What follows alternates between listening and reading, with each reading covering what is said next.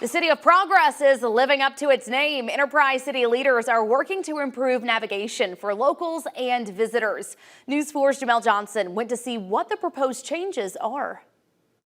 New Wayfinder signs are in the works after complaints about the difficulties of getting around town. We not only have citizens in Enterprise, but also key planners that have told us that, the experience here in Enterprise sometimes can be confusing. Tammy Dorr was a part of a proposal that introduced a project to place detailed signs around the area, improving navigation. This Wayfind signing is supposed to point out city attractions, things like the hospital, our community college, our ball fields. Cities like the neighboring Dothan have examples of these signs. This sign points towards the Civic Center and the George Washington Carver Museum. This sign also includes the Carver Museum, the Civic Center, as well as the Museum of Art. And this sign also tells you where you can find the Opera House.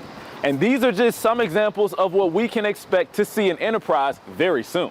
The city wants to cater to everyone coming through town. We want you to come and explore, and while you're here, make it easy to do that. The signs would also vary in size, with smaller signs for slow speed zones and larger signs for high speed. Dorr is hopeful the proposal gets passed. In Enterprise, I'm Jamel Johnson for your hometown news leader. The project would be in 3 phases. Phase 1 is expected to start next year.